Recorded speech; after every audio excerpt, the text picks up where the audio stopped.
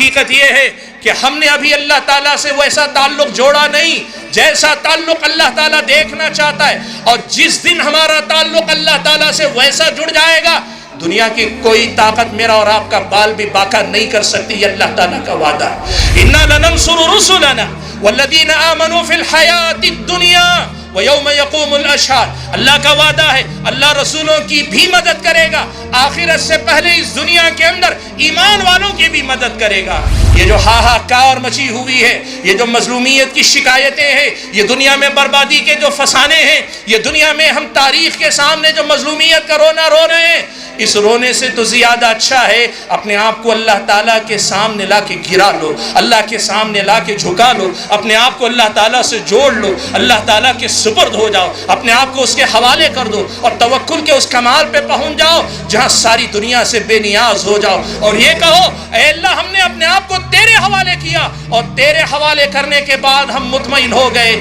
کہ نعم المولا و نعم النصیر، تو کیا ہی بہتر والی اور مولا ہے، اور تجھ سے بہتر کوئی معاون اور مددگار نہیں ہو سکتا. صحیح مسلم کی روایت، اللہ کے نبی صلی اللہ علیہ وسلم فرماتے ہیں کہ اللہ نے فرمایا یا عبادی کلکم ضال الا من ہدیتہ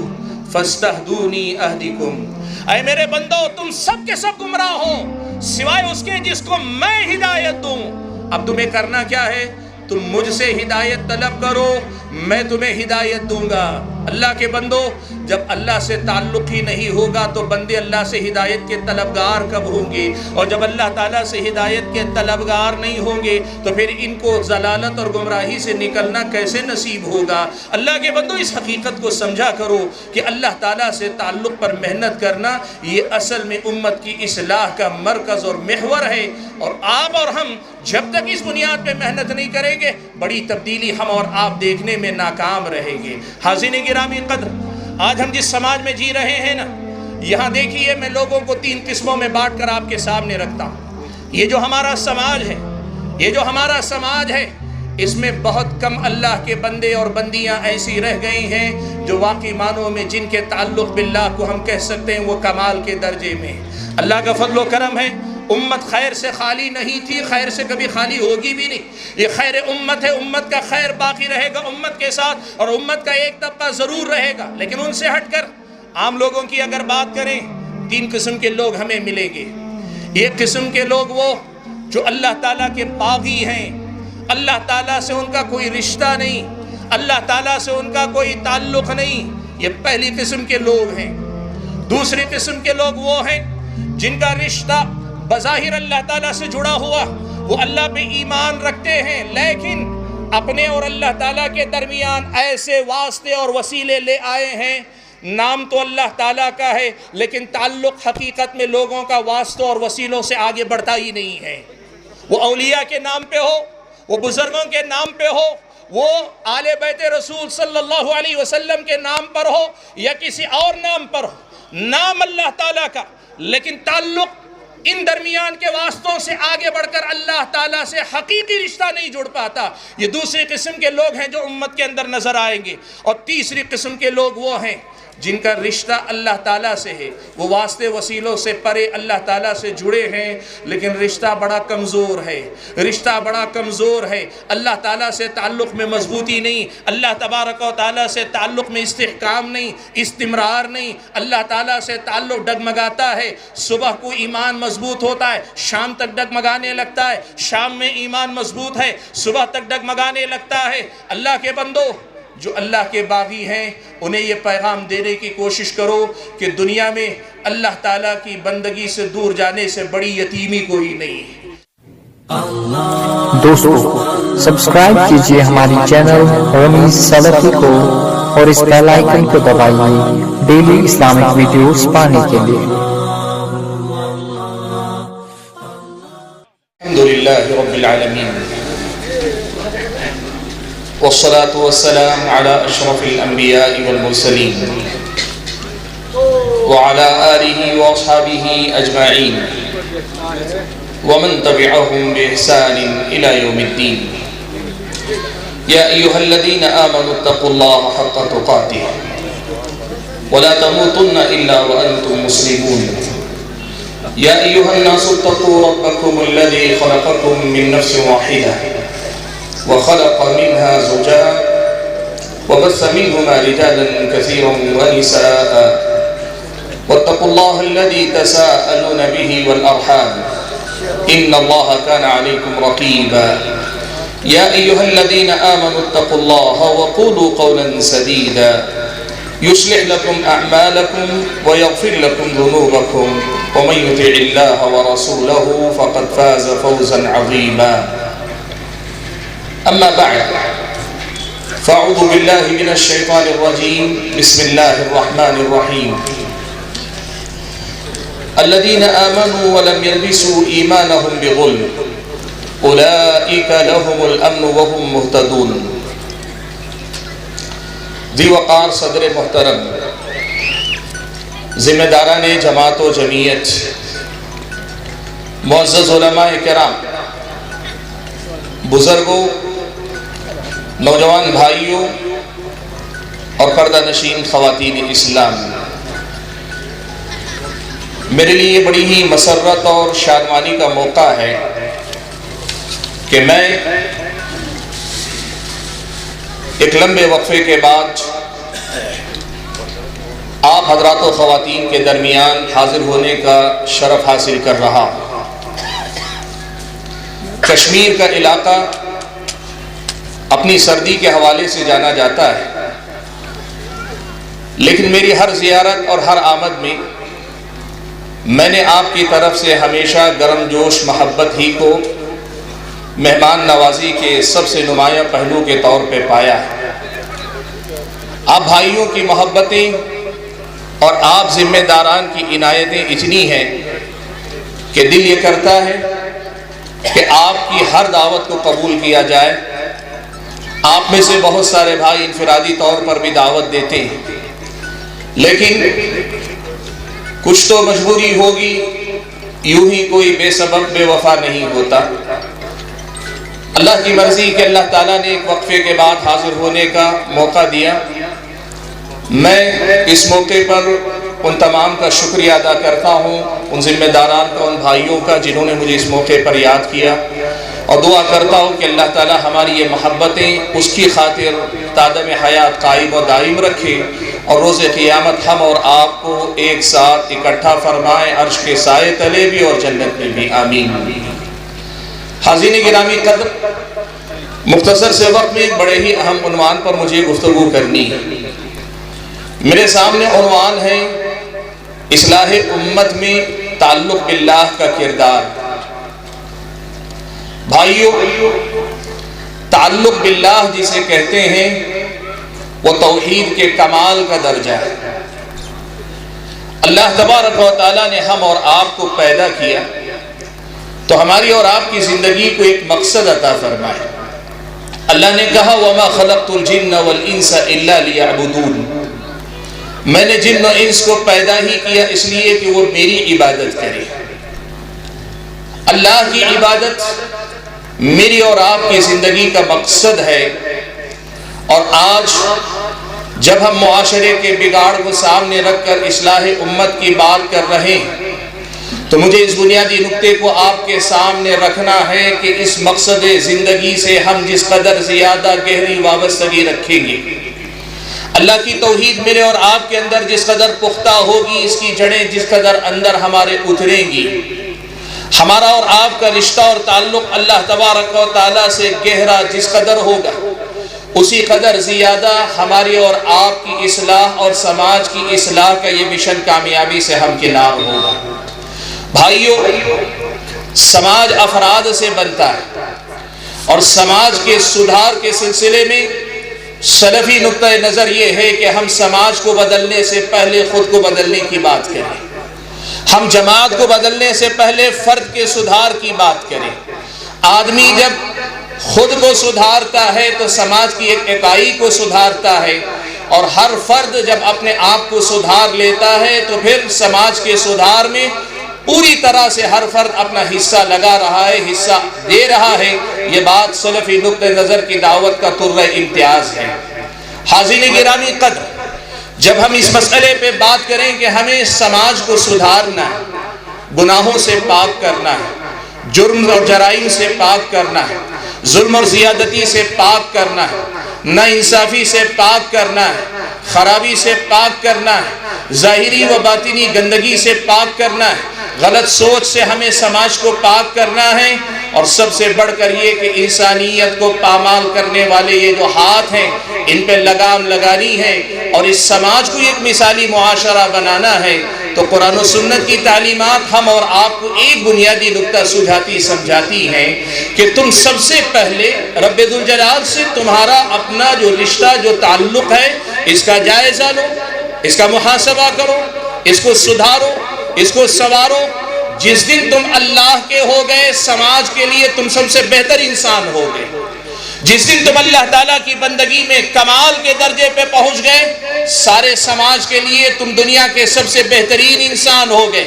جس دن تم نے اپنے آپ کو اللہ تعالیٰ کی بندگی کے کمال پہ پہنچا لیا اس سماج کے ہر فرد کے لیے تم ایک قیمتی ذخیرہ بن گئے کہ تمہارے وجود سے دنیا روشنی حاصل کرے، تمہارے وجود سے دنیا امن و سکون کا پیغام پائے، تمہارے وجود سے دنیا خیر و شر میں تمیز کا سبق سیکھے، تمہارے وجود سے دنیا خیر و شر کی نہ صرف پہچان کر پائے بلکہ خیر میں آگے بڑھنے کی ترغیب پائے، شر کے معاملے میں تم سے پیچھے ہٹنے کی تم سے ترغیب پائے۔ تمہارے وجود کو اللہ تبارک و تعالیٰ اس قدر منور کر دے گا اگر ایک مرتبہ سچا اور صحیح رشتہ اللہ تعالیٰ سے جوڑنے میں کامیاب ہو جاؤ، تمہاری توحید مثالی توحید اگر بن جائے تو یقین مانو تم ساری دنیا کو بدلنے کی طاقت رکھتے ہو۔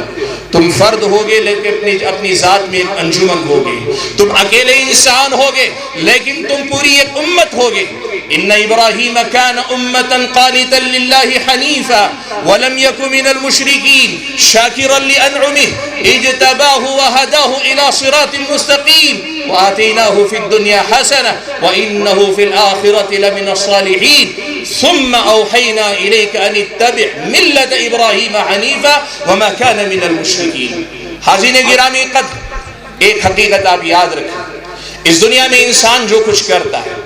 وہ بھلا کرے برا کرے،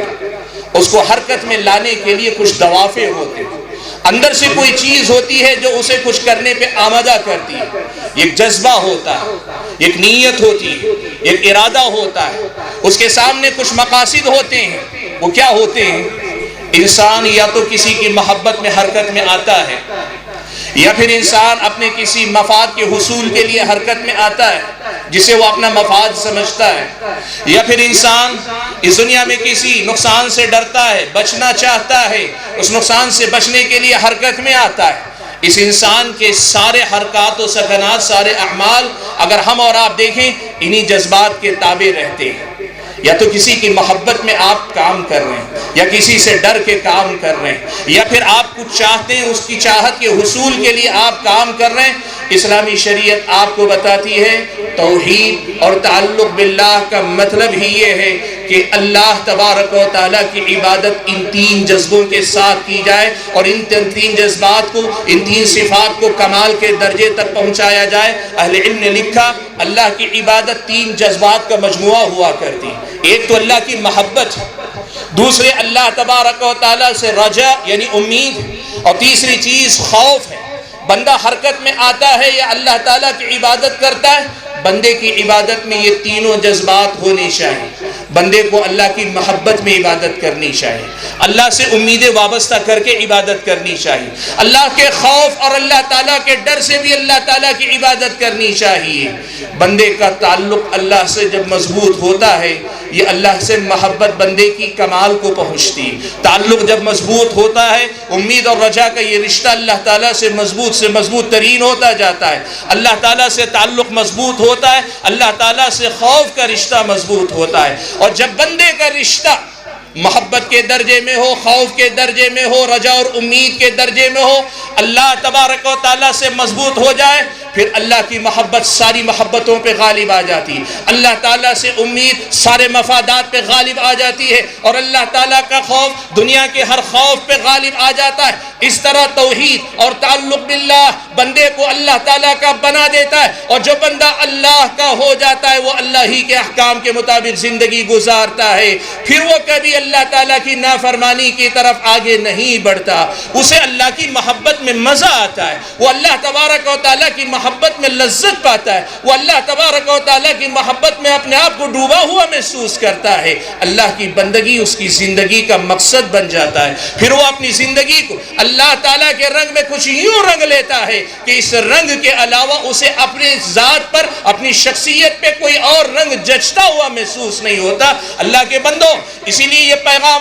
آج یہاں سے یاد رکھ کے جانا اللہ کے بندوں کہ تعلق باللہ سے بڑا کوئی کام نہیں جو اصلاح امت کے باب میں ہم اور آپ کر سکیں۔ تعلق باللہ سے بڑا کوئی ذریعہ نہیں، اللہ کی توحید کو مضبوط کرنے سے بڑا کوئی ذریعہ نہیں، جس کے ذریعے ہم اس دنیا کے اندر تبدیلی لائیں، انقلاب لائیں، سدھار لائیں، خرابیوں کا خاتمہ کریں، برائیوں کے خلاف جنگ کریں۔ اس کے لیے اللہ تبارک و تعالیٰ کے تعلق سے بڑا کوئی ذریعہ نہیں، اس سے بہتر کوئی وسیلہ نہیں، اس سے زیادہ ضمانت والا، کامیابی سے ہمکنار کرنے والا کوئی راستہ نہیں۔ اس حقیقت کو اپنے دل و دماغ میں بٹھا کر جاؤ۔ بھائیو،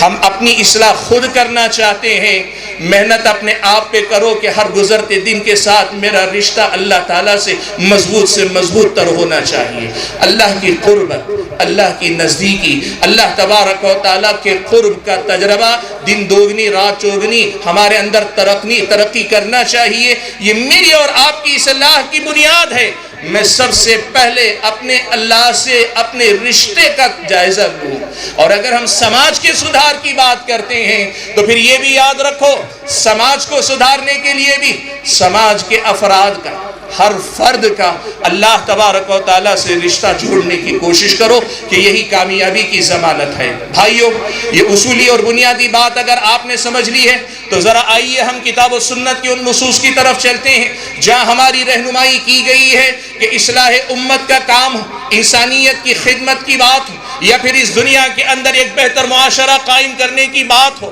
یا پھر یہ کہ اس دنیا کے اندر برائیوں کے خاتمے کی ایک مشن ہو، ہم اور آپ اصلاح کے علم بردار بننا چاہتے ہیں۔ قرآن و سنت میری اور آپ کی کیا رہنمائی کرتے ہیں؟ سبحان اللہ، اگر ہم اور آپ قرآن و سنت کو پڑھ کر دیکھیں نا تو قرآن و سنت میں ہم اور آپ کو یہ سکھایا بتلایا گیا ہے کہ پیارے نبی صلی اللہ علیہ وسلم کو اللہ تعالیٰ نے جس سماج اور معاشرے میں بھیجا تھا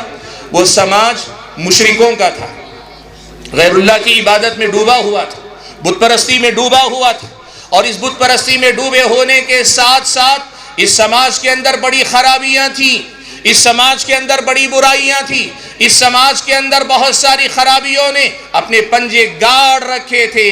اللہ کے نبی صلی اللہ علیہ وسلم آپ کی بعثت سے پہلے کے زمانے کو آج بھی ہم زمانے جاہلیت کہتے ہیں، آج بھی ہم اسے جاہلیت کا دور کہتے ہیں، آج بھی ہم یہ کہتے ہیں کہ اس دور کا انسان پوری طرح اپنی انسانیت پہ باقی نہیں رہ گیا تھا، وہ کئی معاملات میں انسانیت کے درجے سے گر کر حیوانوں کے درجے میں آ گیا تھا۔ آج بھی ہم کہتے ہیں اس بگڑے سماج کو، اس اجڑے سماج کو، اس اللہ تعالیٰ سے دور گئے سماج کو، یا پھر یوں کہیے کہ انسانیت کے درجے سے گرے سماج کو اللہ کے نبی نے سدھارا، اللہ کے نبی نے سنوارا، اللہ کے نبی صلی اللہ علیہ وسلم نے ان کی تربیت کی، اللہ کے نبی صلی اللہ علیہ وسلم نے ان کو بنایا اللہ کے حکم سے۔ کیسے بنایا آپ جانتے ہیں، پوری 23 سالہ نبوی زندگی میں، پوری 23 سالہ نبوی مشن والی آپ کی اپنی زندگی میں آپ نے کیا کیا؟ 13 سال تک 3 بنیادی عقیدوں پہ آپ نے کام کیا، توحید، رسالت، آخرت۔ مکی صورتوں کا یہ مرکزی موضوع تھا۔ اللہ کے نبی صلی اللہ علیہ وسلم نے توحید کے پیغام کو 13 سال تک پوری مضبوطی کے ساتھ مکی زندگی میں لوگوں میں عام کیا۔ پھر آپ صلی اللہ علیہ وسلم مدینہ چل کر آئے۔ جب اللہ کے نبی مدینہ پہنچے 10 سال آپ نے وہاں گزارے۔ عام طور پر اہل علم یہ بات کہا کرتے ہیں یہاں احکام، شریعت، عبادات، اخلاق، سیاست، معاملات، کردار، یہ ساری تعلیمات اسلامی شریعت کی مدینے میں نازل ہوئی۔ لیکن 2 باتیں میں آپ کے سامنے کہوں۔ پہلی بات تو یہ کہ مدینہ میں یہ ساری تعلیمات توحید کی اسی دعوت کے ساتھ رہیں، توحید کی دعوت کا تسلسل مدینے میں بھی برابر جاری رہا، توحید کی دعوت کا یہ تسلسل برابر جاری رہا۔ اللہ کے نبی نے ان احکام کی پابندی کروائی تو تعلق باللہ کی ان بنیادوں کو مسلسل سیراب کرتے رہے، مسلسل تقویت دیتے رہے، اور ساتھ میں آپ نے کام کیا۔ اور اس سے آگے بڑھ کر ایک بڑی بات آپ کے سامنے کہوں، بھائیو یہ نہ سمجھو کہ عقیدہ ایک ہے عمل ایک اور چیز، عقیدہ الگ ہے عمل ایک اور چیز ہے۔ اگر آپ ایسا سمجھتے ہیں تو آپ کا ہمارا سمجھنا غلط ہے بھائیو۔ آپ اگر دیکھیں عمل حقیقت میں اسی عقیدے کا عملی مظاہرہ ہے،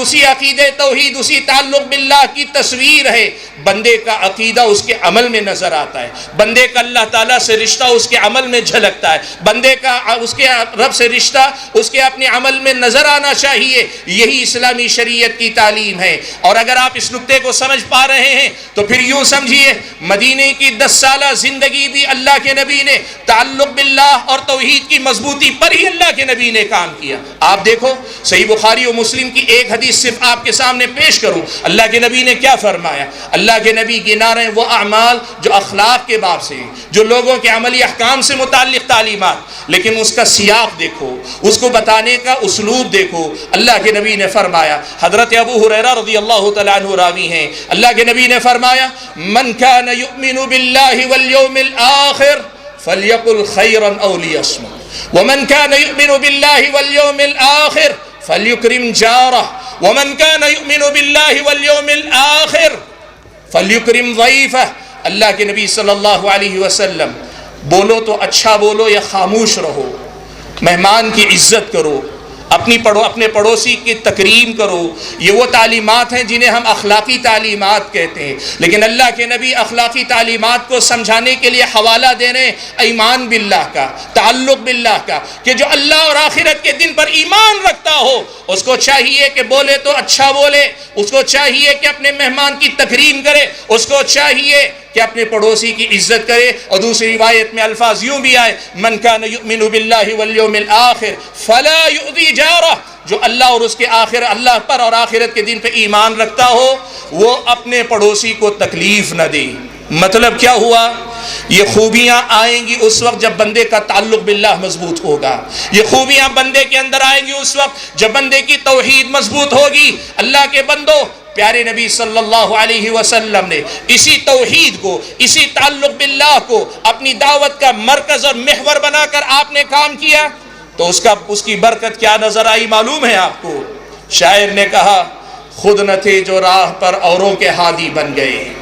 خود نہ تھے جو راہ پر اوروں کے ہادی بن گئے، کیا نظر تھی جس نے مردوں کو مسیحا کر دیا۔ وہ صحابہ جن کو دنیا تحقیر کی نظر سے دیکھتی تھی، تذلیل کی نظر سے دیکھتی تھی، غیر متمدن، غیر مہذب سمجھتی تھی، اللہ کے نبی صلی اللہ علیہ وسلم کے اسی اسلوب تربیت، اسی انداز تربیت جس کا مرکز و محور توحید اور تعلق باللہ تھا، جب آپ نے ایسی تربیت کی تو دنیا نے انہی اونٹ چرانے والوں سے تہذیب کے سبق سیکھے، انہی اونٹ چرانے والوں سے تمدن کی بنیاد پڑی۔ ایک ایسا تمدن کے 1450 سال گزر جانے کے بعد آج بھی انصاف پسند لوگ گواہی دیں گے کہ اس سے بہتر تمدن در تہذیب کی بنیاد شاید دنیا کو مل پائے۔ حاضرین گرامی قدر، میں آپ کے سامنے جو بات واضح کرنا چاہ رہا ہوں وہ یہ کہ بھائیو، تعلق باللہ اللہ تعالیٰ کا بہت بڑا سرمایہ، بہت بڑی دولت، یہ اللہ کی توحید ہی ہے کہ جس سے اصل میں حقیقی تبدیلی میرے اور آپ کے اندر آئے گی۔ میرے اور آپ کے ظاہر سے پہلے میرے اور آپ کے باطن میں تبدیلی آئے گی، میرے اور آپ کے ظاہر کے سنورنے سے پہلے میرے اور آپ کے باطن کے اندر وہ انقلاب بپا ہوگا جو آگے چل کر ساری دنیا کو انسانیت کے اعلیٰ درجے پہ لے جانے، اللہ کی بندگی کے کمال تک لے جانے والا کارنامہ انجام دے گا۔ حاضرین گرامی قدر، آپ اگر پڑھ کر دیکھیں قرآن میں اللہ تعالیٰ نے یہ بات ہمیں جا بجا بیان فرمائی۔ قومیں ہم سے پہلے بہت ساری ہوئی، حضرت نوح علیہ السلام کی قوم عاد، اس کے بعد قوم سمود، اس کے بعد بنی اسرائیل، موسیٰ و عیسیٰ علیہ السلام، بنی اسرائیل میں حضرت شعیب۔ آپ ان تمام انبیاء کے واقعات کو قرآن میں پڑھتے ہیں، آپ یہ بات جانتے ہیں ہر قوم کے بگاڑ کا انداز جدا گانا تھا۔ قوم لوط بد اخلاقی میں کموں میں مبتلا تھی، قوم شعیب ناپتول میں کمی کا شکار تھی، قوم سمود وہ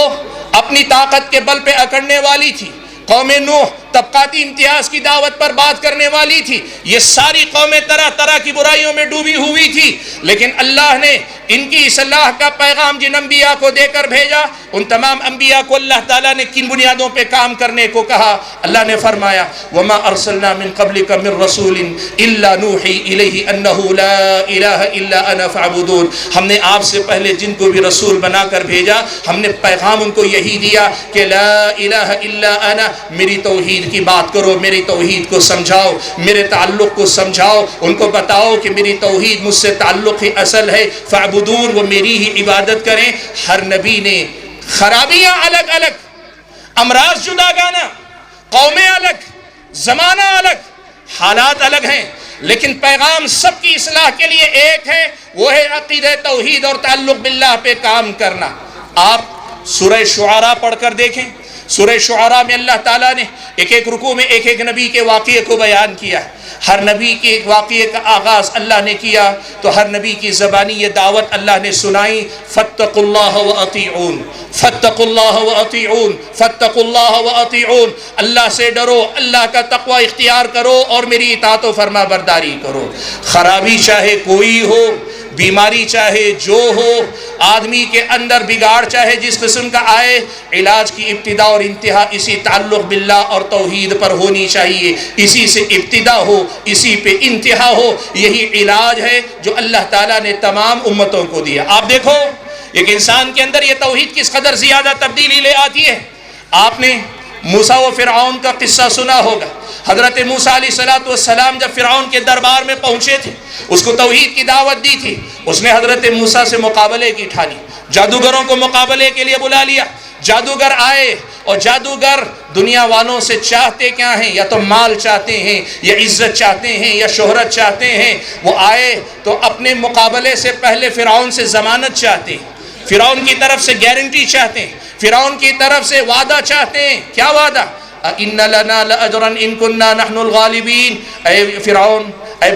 بادشاہ، یہ بتا تو صحیح، ہم مقابلہ کریں گے، موسیٰ کو ہرائیں گے، ان پہ غالب آئیں گے، ان کو مغلوب کریں گے، ان پہ غلبہ پا کر تمہاری مراد کو پورا کریں گے، لیکن پہلے یہ ضمانت دے دو، یہ بتا دو ہم جیت گئے تو ہمیں کیا ملے گا، ہم جیت گئے تو ہم کس چیز سے نوازے جائیں گے۔ فرعون نے جو سب سے بڑا انعام ہو سکتا ہے کہا، تم اگر جیت جاؤ تو تمہیں کیا دوں گا؟ تمہیں اپنا مقرب بنا لوں گا، اپنا درباری بنا لوں گا، اور میرے درباری بن گئے، تمہیں عزت بھی مل گئی، تمہیں منصب بھی مل گیا، تمہیں دولت بھی مل گئی، تمہیں پہچان بھی مل گئی، تمہیں تمہاری دنیا سب کچھ مل گئی۔ یہی جادوگر ہیں، مقابلہ کرتے ہیں حضرت موسیٰ علیہ السلام سے، اور مقابلے میں شکست کے ساتھ ہی انہیں اللہ تعالیٰ کی طرف سے توحید کی توفیق مل جاتی ہے۔ اب آپ دیکھو، دنیا کا یہ اصول یاد رکھو، جو آدمی دنیا میں جس قدر زیادہ دل لگاتا ہے اسی قدر زیادہ ڈرپوک ہوا کرتا ہے۔ یہ دنیا دار تھے جادوگر، یہ دنیا دار تھے جادوگر، ان کے دل میں کس قدر ڈر ہونا چاہیے، کس قدر خوف ہونا چاہیے۔ فرعون نے دھمکی دی، اور بڑی دھمکی دی، خطرناک دھمکی دی، کہا اگر موسیٰ پر ایمان سے واپس نہیں پلٹو گے بہت بری طرح مارے جاؤ گے، سزا بھی اتنی تکلیف دے دوں گا کہ تمہارے اعضا جیتے جی کاٹ دوں گا، اور کاٹوں گا بھی تو ایسے کہ دایاں ہاتھ کاٹوں گا تو پیر بایاں کاٹوں گا، اور ہاتھ اگر بایاں کاٹوں گا تو پیر تمہارا دایاں کاٹوں گا۔ سبحان اللہ، دھمکی خطرناک اور ایسی خوف زدہ کرنے والی کہ اگر دنیا میں دنیا کی محبت باقی ہے تو آدمی گھبرا جائے۔ سبحان اللہ، دیکھو توحید آدمی کو کس قدر سدھار دیتی ہے، اندر سے کیسے بدل دیتی ہے، توحید کیسا انقلاب برپا کرتی ہے۔ ان جادوگروں کو دیکھو، ان کے الفاظ کو دیکھو، اور ذرا رک کر اپنی زندگی میں بھی اس کا محاسبہ کرو۔ کہنے لگے قالوا لا ضیر، قالوا لا ضیر، فرعون کے سامنے کہا تم چاہے جو کر لو، ہمارا کچھ ہونے والا نہیں۔ ہم تو اس لالچ میں اب جی رہے ہیں کہ جو غلطیاں ہم نے تمہاری بات سن کے کر لی، اللہ ان کو معاف کر کے ہمیں بخش دے، اور اللہ تعالی ہم سے راضی ہو جائے کہ ہم اسی کی طرف متوجہ ہو رہے ہیں۔ بھائیو، ایک لمحہ پہلے دنیا کی محبت جن کے دل میں اس قدر اندر تک رچی بسی ہوئی تھی، دوسرے ہی لمحے اس قدر زیادہ بے نیازی، اس قدر زیادہ بے خوف ہو جانا، یہ تبدیلی کہاں سے آتی ہے؟ تعلق باللہ سے آتی ہے، توحید خالص سے آتی ہے۔ اسی لیے اللہ تعالیٰ کے بندو، لوگوں میں کام کرو تو اسی دعوت پر کام کرو کہ لوگوں کے عمل کی اصلاح ہونی چاہیے۔ حاضرین گرامی قدر، بات کو میں آگے بڑھا لے جاؤں تو آپ کے سامنے ایک بڑی اہم بات اور رکھنا چاہتا ہوں۔ آج اللہ کا فضل و کرم ہے، امت کے اندر جماعتوں کی، تنظیموں کی، تحریکوں کی کمی نہیں ہے، اور اگر ملکی سطح پہ آپ چھوڑ دیں، علاقائی سطح پر چھوٹی چھوٹی جماعتوں تنظیموں کی بھی بات کریں، بلا مبالغہ اس ملک میں امت کی اصلاح کی فکر میں کام کرنے والے بہت سارے ہیں۔ آج ہم ان کو یہ دعوت دینا چاہتے ہیں، یہ جو جمعیت اہل حدیث کا اسٹیج ہے، یہاں سے ہم یہ پیغام دینا چاہتے ہیں کہ جمعیت اہل حدیث اس حقیقت کو اچھی طرح سے سمجھتی ہے اور دنیا کو سمجھا رہی ہے، یہ پیغام دے رہی ہے کہ دنیا والوں، کتاب و سنت کا اسلوب اصلاح، انداز اصلاح، کتاب و سنت کا منہج تربیت، سلف صالحین کا منہج تربیت یہ ہے کہ امت کو سب سے پہلے اللہ تعالیٰ سے جوڑنے اور اللہ تعالیٰ کی توحید پر محنت کرنے کی طرف لے جاؤ۔ یہیں سے اصل میں اصلاح کی بنیاد پڑے گی، ورنہ محنتیں ہوگی، کامیابی سے ہمکنار نہیں ہوگی۔ کامیابی اگر ملے گی، وقتی کامیابی ملے گی، پائیدار نہیں ہوگی۔ اور اگر وقتی طور پر کچھ نوجوان آپ کے ہمارے ساتھ دین پسند ہو کر جڑ جائیں گے، وہ دین پسند رہیں گے، دیندار نہیں بن پائیں گے۔ صحیح معنوں میں اگر انقلاب چاہتے ہو لوگوں کی زندگیوں کے اندر تو پھر توحید پر محنت کرو۔ یہی پیغام ہم ساری دنیا کے لوگوں کو دینا چاہتے ہیں کہ اس پر اصل میں کام کرنے کی ضرورت ہے، اس پر اصل میں کام کرنے کی ضرورت ہے۔ دیکھو کتنا لطیف سا اشارہ حدیث قدسی میں، کتنی پیاری بات اللہ کے نبی نے اللہ تبارک و تعالیٰ کے حوالے سے نقل کی۔ صحیح مسلم کی روایت، اللہ کے نبی صلی اللہ علیہ وسلم فرماتے ہیں کہ اللہ نے فرمایا یا عبادی کلکم ضال الا من ہدیتہ فاستہدونی اہدکم، اے میرے بندو تم سب کے سب گمراہ ہو سوائے اس کے جس کو میں ہدایت دوں۔ اب تمہیں کرنا کیا ہے؟ تم مجھ سے ہدایت طلب کرو، میں تمہیں ہدایت دوں گا۔ اللہ کے بندو، جب اللہ سے تعلق ہی نہیں ہوگا تو بندے اللہ سے ہدایت کے طلبگار کب ہوں گے؟ اور جب اللہ تعالیٰ سے ہدایت کے طلبگار نہیں ہوں گے تو پھر ان کو ضلالت اور گمراہی سے نکلنا کیسے نصیب ہوگا؟ اللہ کے بندو، اس حقیقت کو سمجھا کرو کہ اللہ تعالیٰ سے تعلق پر محنت کرنا یہ اصل میں امت کی اصلاح کا مرکز اور محور ہے، اور آپ اور ہم جب تک اس بنیاد پہ محنت نہیں کریں گے بڑی تبدیلی ہم اور آپ دیکھنے میں ناکام رہیں گے۔ حاضرین گرامی قدر، آج ہم جس سماج میں جی رہے ہیں نا، یہاں دیکھیے میں لوگوں کو 3 قسموں میں بانٹ کر آپ کے سامنے رکھتا ہوں۔ یہ جو ہمارا سماج ہے اس میں بہت کم اللہ کے بندے اور بندیاں ایسی رہ گئی ہیں جو واقعی معنوں میں جن کے تعلق باللہ کو ہم کہہ سکتے ہیں وہ کمال کے درجے میں۔ اللہ کا فضل و کرم ہے، امت خیر سے خالی نہیں تھی، خیر سے کبھی خالی ہوگی بھی نہیں۔ یہ خیر امت ہے، امت کا خیر باقی رہے گا امت کے ساتھ، اور امت کا ایک طبقہ ضرور رہے گا۔ لیکن ان سے ہٹ کر عام لوگوں کی اگر بات کریں، 3 قسم کے لوگ ہمیں ملیں گے۔ ایک قسم کے لوگ وہ جو اللہ تعالیٰ کے باغی ہیں، اللہ تعالیٰ سے ان کا کوئی رشتہ نہیں، اللہ تعالیٰ سے ان کا کوئی تعلق نہیں، یہ پہلی قسم کے لوگ ہیں۔ دوسری قسم کے لوگ وہ ہیں جن کا رشتہ بظاہر اللہ تعالیٰ سے جڑا ہوا، وہ اللہ پہ ایمان رکھتے ہیں، لیکن اپنے اور اللہ تعالیٰ کے درمیان ایسے واسطے اور وسیلے لے آئے ہیں، نام تو اللہ تعالیٰ کا ہے لیکن تعلق حقیقت میں لوگوں کا واسطوں اور وسیلوں سے آگے بڑھتا ہی نہیں ہے۔ وہ اولیاء کے نام پہ ہو، وہ بزرگوں کے نام پہ ہو، وہ آل بیت رسول صلی اللہ علیہ وسلم کے نام پر ہو یا کسی اور نام پر ہو، نام اللہ تعالیٰ کا لیکن تعلق ان درمیان کے واسطوں سے آگے بڑھ کر اللہ تعالیٰ سے حقیقی رشتہ نہیں جڑ پاتا۔ یہ دوسری قسم کے لوگ ہیں جو امت کے اندر نظر آئیں گے۔ اور تیسری قسم کے لوگ وہ ہیں جن کا رشتہ اللہ تعالیٰ سے ہے، وہ واسطے وسیلوں سے پرے اللہ تعالیٰ سے جڑے ہیں لیکن رشتہ بڑا کمزور ہے، اللہ تعالیٰ سے تعلق میں مضبوطی نہیں، اللہ تبارک و تعالیٰ سے تعلق میں استحکام نہیں، استمرار نہیں، اللہ تعالیٰ سے تعلق ڈگمگاتا ہے۔ صبح کو ایمان مضبوط ہوتا ہے، شام تک ڈگمگانے لگتا ہے، شام میں ایمان مضبوط ہے، صبح تک ڈگمگانے لگتا ہے۔ اللہ کے بندو، جو اللہ کے باغی ہیں انہیں یہ پیغام دینے کی کوشش کرو کہ دنیا میں اللہ تعالیٰ کی بندگی سے دور جانے سے بڑی یتیمی کوئی نہیں ہے۔ ایک یتیم بچہ جس قدر زیادہ قابل رحم حالت میں ہوتا ہے، اس سے زیادہ قابل رحم حالت میں وہ انسان ہے جو اللہ کا پیدا کیا ہوا ہے لیکن اللہ تعالیٰ کی بندگی سے اس کا کوئی رشتہ نہیں ہے۔ اس سے زیادہ قابل رحم اس دنیا کے ہو جو اللہ تعالیٰ سے بغاوت کی زندگی جی رہا ہے۔ اور دوسرے قسم کے لوگ وہ ہیں جو اللہ کے نام سے جڑے ہیں لیکن حقیقی تعلق ان کا واسطوں اور وسیلوں سے رہ گیا ہے۔ تمہیں قرآن پڑھنا چاہیے، بار بار پڑھنا چاہیے، تمہیں توحید کی گہرائی کو سمجھنا چاہیے، تمہیں تعلق باللہ کی لذت کو سمجھنا چاہیے، تمہیں تعلق باللہ کے حقیقی مفہوم کو سمجھنا چاہیے، وہ مفہوم جو قرآن میں آیا، وہ مفہوم جو حدیث رسول میں آیا، وہ مفہوم جو سلف صالحین کی زندگیوں میں آیا۔ تعلق باللہ کے اس معنی کو سمجھو۔ وَإِذَا سَأَلَكَ عِبَادِي عَنِّي فَإِنِّي قَرِيبٌ اجیب دعوت الداعی اذا دعانی فلیستجیبوا لی ولیؤمنوا بی لعلہم یرشدون۔ جب میرے بندے آپ سے میرے بارے میں پوچھیں تو آپ کہیں میں قریب ہوں، پکارنے والے کی پکار کا میں جواب دیتا ہوں۔ فلیستجیبوا لی، وہ مجھے کو پکارے، ولیؤمنوا بی، مجھے پر ایمان رکھیں، لعلہم یرشدون، شاید کہ وہ اصلاح معاشرہ میں کامیاب ہو جائیں، شاید کہ وہ کامیاب ہو جائیں۔ اللہ کے بندوں، تعلق باللہ کی اس حقیقت کو سمجھو۔ اور رہے ہمارے وہ بھائی اور بہنیں جو اللہ کے فضل و کرم سے ان دونوں جرائم یا غلطیوں سے پاک ہیں لیکن اللہ سے تعلق نام کا ہے، بڑا کمزور سا ہے، محبت ہے لیکن محبت کمزور ہے، ڈر ہے لیکن ڈر کے اندر خلل ہے، اللہ سے امیدیں ہیں لیکن دنیا سے بھی امیدیں جوڑ کر رکھے ہیں، بے عملی، کم عملی، گناہوں والی زندگی میں ہم اور آپ جی رہے ہیں۔ اللہ کے بندوں، اللہ کی محبت کی ایک لذت ہے، اللہ سے تعلق کا ایک مزہ، اللہ سے رشتہ مضبوط کرنے کا ایک بہت ہی بڑا اس دنیا کے اندر مزہ ہے جسے چکھنے کے لیے ہم اور آپ کو اپنے آپ پہ محنت کرنی پڑے گی۔ وقت اجازت نہیں دیتا کہ میں آپ کے سامنے تعلق باللہ کے حوالے سے بہت زیادہ باتیں کروں، لیکن آپ کے سامنے دو بنیادی حدیثیں ذکر کر دیتا ہوں۔ ان دو حدیثوں کو آپ سنو۔ پیارے نبی صلی اللہ علیہ وسلم کے پاس ایک صحابی آئے، کہنے لگے اللہ کے نبی ان شرائع الاسلام قد کثرت علی،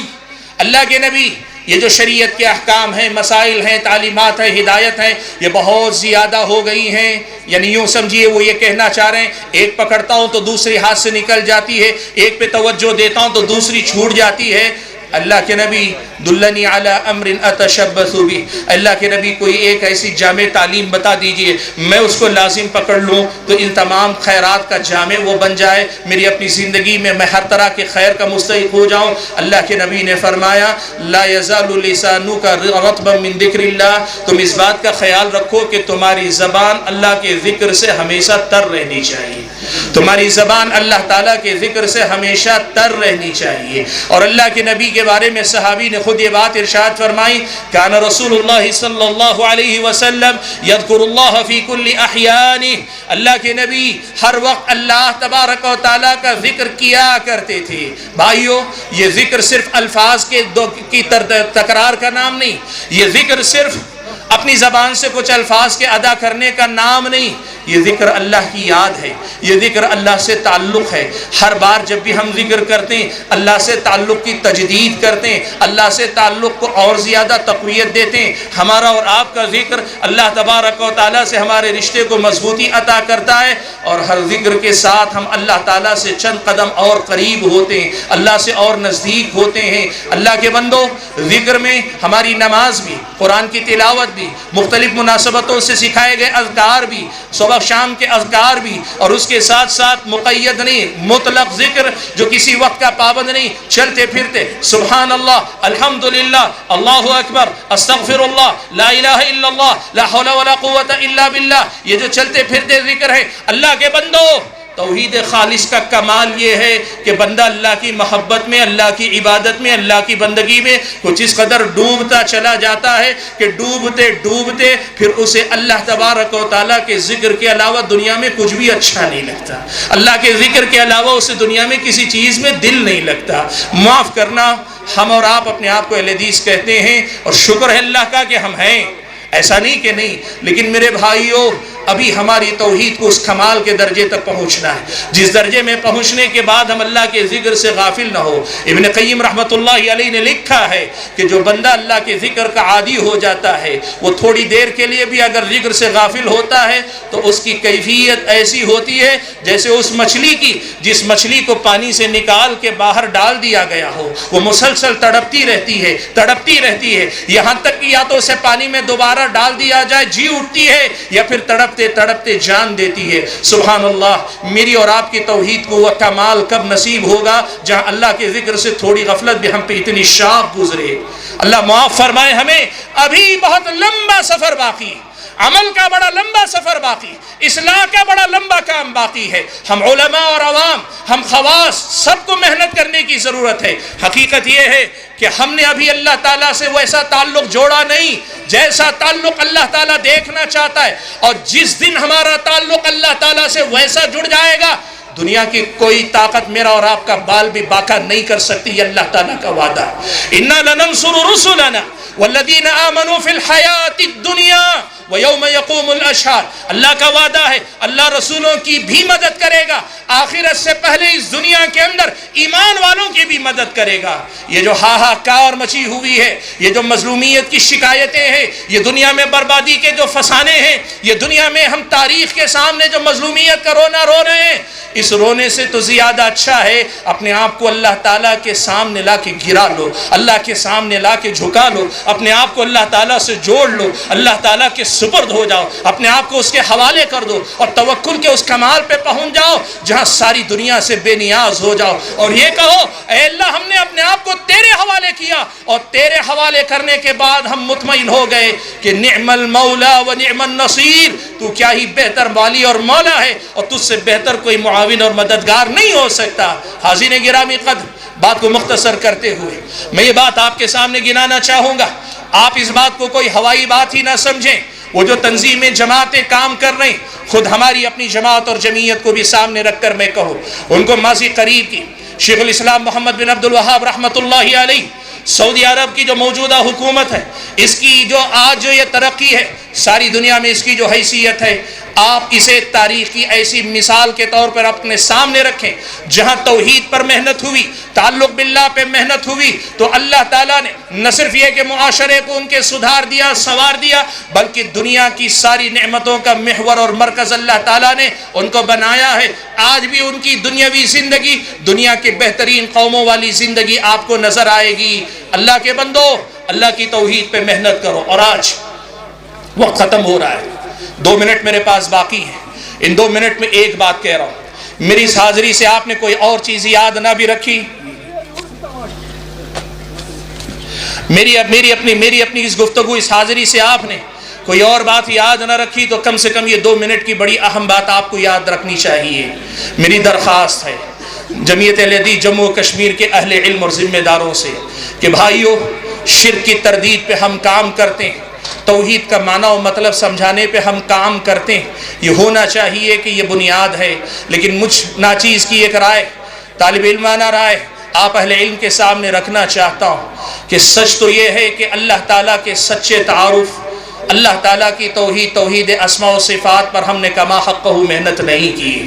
اللہ تعالیٰ کا تعارف کرواؤ، دنیا والوں کے سامنے اللہ تعالیٰ کا تعارف رکھو، اللہ کے اسماء حسنہ، اللہ تعالیٰ کی صفات علیہ، اور ان اسماء حسنہ کا ہماری اور آپ کی زندگیوں سے تعلق، ہماری اور آپ کی زندگی پر اس کے اثرات اتنا عظیم اور اتنا اہم موضوع ہے کہ بہت حد تک ہمارے سماج میں اس کی طرف سے غفلت پائی جاتی ہے۔ یقین مانو اللہ کے بندو، اللہ کی توحید اسماء و صفات میں اگر ہم ڈوبنے لگے نا تو پھر اللہ سے ایسی محبت ہوگی کہ شرک سے خود بخود نفرت ہو جائے گی۔ شرک کو سمجھانے، شرک کی رد کے لیے دلائل پیش کرنے سے زیادہ اہم یہ ہے کہ اللہ تعالیٰ کے سچے اور صحیح تعارف کو زیادہ سے زیادہ عام کروانے پہ محنت کرو، اور اس کی بنیاد یہ ہو کہ اللہ تعالیٰ کے اسماء حسنہ اور اللہ تبارک و تعالیٰ کے صفات علیہ کو تفصیل سے پڑھا کرو، سمجھا کرو، سمجھایا کرو۔ اس میں کیا معنی ہے، کیا مطلب ہے، ان صفات کا مظاہرہ یا مظہر ہماری اور آپ کی زندگی میں کہاں کہاں دیکھنے کو ملتا ہے۔ یقین کرو اسماء و صفات کی باریکیاں، وہ جو اختلافی نوعیت کے مسائل، ان سے ہٹ کر تربوی ناحیے سے اگر اس پر ہم نے محنت کی، اللہ تعالیٰ سے تعلق مضبوط کرنے میں اتنا غیر معمولی اثر اس کا آپ کو اور ہم کو دیکھنے کو ملے گا کہ یہ تجربے ہی سے سمجھ میں آ سکتا ہے۔ حاضرین گرامی، میرا اپنا وقت ختم ہوا، میں اپنی بات ختم کرتے ہوئے اللہ تبارک و تعالیٰ سے دعا کرتا ہوں کہ اللہ تعالیٰ ہم اور آپ کو صحیح معنوں میں اس سے اپنا تعلق مضبوط کرنے کی توفیق عطا فرمائے۔ توحید خالص کو اللہ تعالیٰ میری اور آپ کی زندگی کا خلاصہ اور نچوڑ بنا دے۔ قل ان صلاتی ونسکی ومحیای ومماتی للہ رب العالمین لا شریک لہ وبذالک امرت وانا اول المسلمین۔ حضرات گرامی قدر، گفتگو کے اختتام پر میں یہ بات آپ کے سامنے کہنا چاہتا ہوں انتظامیہ کی طرف سے کہ آپ حضرات شاید پہلے سے جانتے ہیں، لیکن پھر بھی آپ کے علم میں یہ بات لائی جا رہی ہے کہ اگلے مہینے 9 اور 10 نومبر کو مرکزی جمعیت اہل حدیث ہند کی جانب سے دہلی کے رام لیلا میدان کے اندر ملک گیر سطح کی ایک عظیم الشان کانفرنس منعقد ہونے جا رہی ہے۔ جمعیت اہل حدیث جموں کشمیر کی طرف سے آپ کو دعوت دی جاتی ہے کہ اگر آپ کے فرائض اور واجبات میں خلل نہ پڑتا ہو تو پھر ضرور آپ وہاں تشریف لائیں اور لا کر وہاں دیے جانے والے علم و حکمت سے خود مستفید ہوں اور واپس لوٹ کر اپنے سماج کو بھی روشن کرنے کی کوشش کریں۔ اللہ ہمیں اپنے حفظ و امان میں رکھے، کہنے اور سننے سے زیادہ عمل کرنے کی توفیق عطا فرمائے۔ میں اپنی گفتگو کے اختتام پر جمعیت اہل حدیث جموں و کشمیر کا شکریہ ادا کرتا ہوں، بالخصوص صدر جمعیت فضیلت الدکتور عبداللطیف الکندی حفظہ اللہ کا، کہ یہ آپ کی محبتیں ہیں کہ ہم معذرت نہیں کر پائے چلے آئے، لیکن اب ہم آپ کے شکر گزار ہیں کہ آپ نے اتنی بہترین سماعتیں ہمارے حوالے کی۔ ہماری یہ دعا ہے کہ اللہ تعالی ہمارے اس رشتے کو اللہ تعالیٰ کی رضا اور خوشنودی کی خاطر تادم حیات باقی رکھے، آمین۔ وآخر دعوانا الحمد للہ رب العالمین۔